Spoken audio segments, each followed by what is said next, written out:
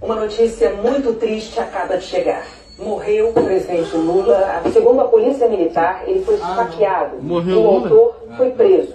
A gente vai ao vivo agora ao Hospital Albert Einstein, em São Paulo, onde está o repórter Guilherme Pereira. Ele tem mais que pariu, graças a Deus!